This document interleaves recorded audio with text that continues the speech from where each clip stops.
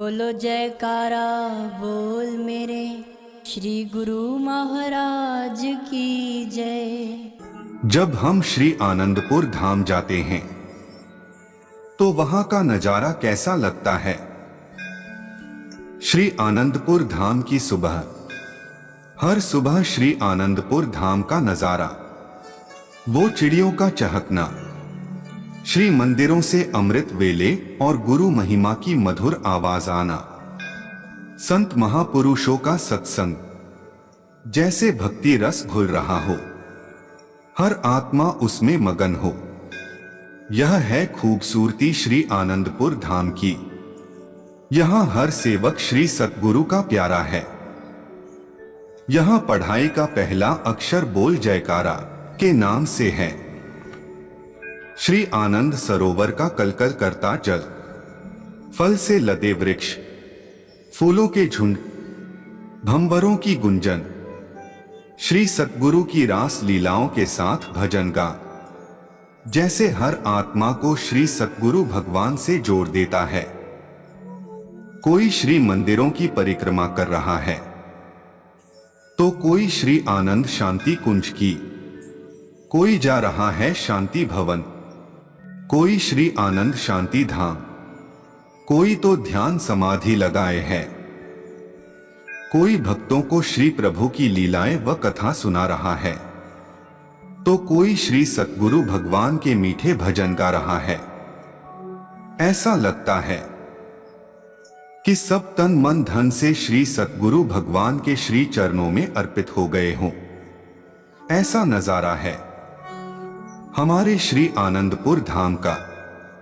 कोई सुबह सुबह मंदिर की सीढ़ियां व फर्श धो रहा है, तो कोई प्रसाद बांट रहा है, कोई कीर्तन कर रहा है, तो कोई श्रीकार आने की प्रतीक्षा कर रहा है, कोई दर्शन करके उसमें मगन हो रहा है, तो कोई श्रीकार के पीछे पीछे चलने में व्यस्त हो रहा है। कहीं मंदिर में श्री सतगुरु देव भगवान के चरणों में फूलों का श्रृंगार बना रहा है, तो कहीं श्री भोग बन रहा है। ऐसा लगता है जैसे आठों पहर श्री सतगुरु देव भगवान से शुरू होकर श्री सतगुरु देव भगवान पर ही समाप्त हो जाते हैं। समय कब समाप्त हो जाता है ये किसी को पता ही नहीं चलता है। न किसी को अपनी अवस्था का ध्यान है, न ही किसी को अहंकार है, न ही कोई झगड़ा लड़ाई है। सब मिलजुल कर निस्वार्थ प्रेम जगा रहे हैं अपने और दूसरों के दिलों में। प्रातःकाल के यह हैं सुंदर दर्शन इस श्री आनंदपुर धाम के। यह किस समय कहाँ श्रीकार में श्री सतगुरु देव भगवान मिल जाए कुछ पता नहीं।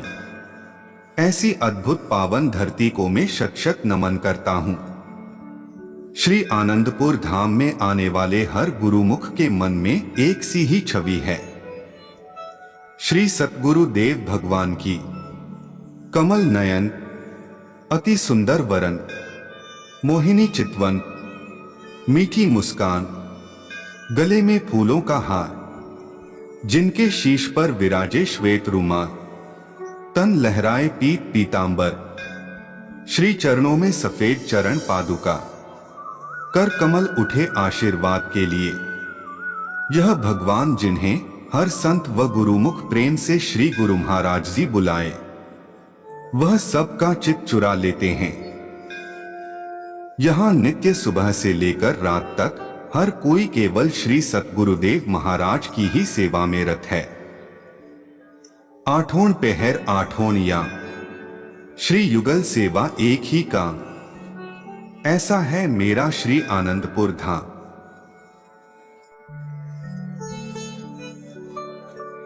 जैसे लोहे के टुकड़े को चुंबक से स्पर्श करने से उसमें आकर्षण शक्ति आ जाती है, वैसे ही जो साधारण मनुष्य भी स्वयं को नाम से संबंधित कर देता है तो उसमें एक प्रकार की प्राकृतिक आकर्षण शक्ति उत्पन्न हो जाती है, जिसके परिणाम स्वरूप सभी पदार्थ व लोग वहां खुद ही चले आते हैं। जब तुम में अहंकार आएगा तो कष्ट भी आएंगे। यदि ईश्वर के निकट होना चाहते हो तो अहंकार से दूर भागो, फिर तुम्हारी वाणी भी ईश्वरीय हो जाएगी। किसी भी वस्तु को प्राप्त करने के लिए उसका मूल्य देना पड़ता है। यदि योग को चाहते हो तो भोग को त्यागना पड़ेगा। जिसको आत्मिक मार्ग पर चलने का विचार है उसे शरीर और शारीरिक संबंधियों की तरफ आकृष्ट नहीं होना चाहिए। जैसे जो नाव तट पर पेड़ से बंधी हुई है उससे यात्रा कैसे पूर्ण होगी। जैसे घड़ी को घड़ी साज के पास, मोटर को वर्कशॉप में मिस्त्री के पास ठीक करवाने के लिए जाना पड़ता है, वैसे ही मन की मैल को स्वच्छ करवाने के लिए इंसान को सद्गुरु की शरण में जाने की आवश्यकता है।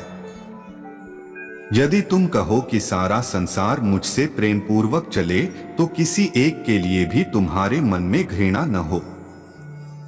जो सतगुरु की सेवा या प्रार्थना में प्रेम से पूर्ण मन लगाएगा तो उसका मन प्रेम विहीन सेवा या प्रार्थना से 1000 क्या लाख गुना अधिक निकलेगा।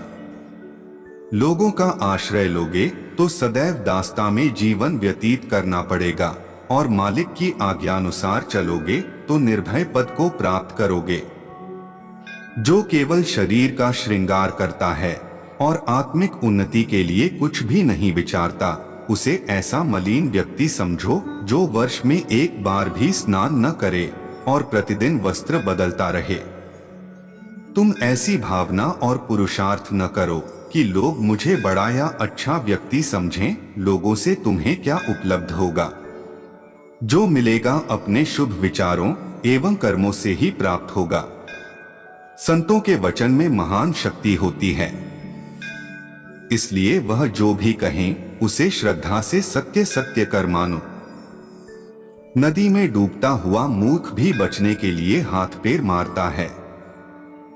फिर जिस बुद्धिमान या पंडित को यह ज्ञात भी है कि संसार भवसागर है लेकिन उससे तैरकर पार होने के लिए भक्ति के साधन नहीं अपनाता तो वह भाग्यहीन है।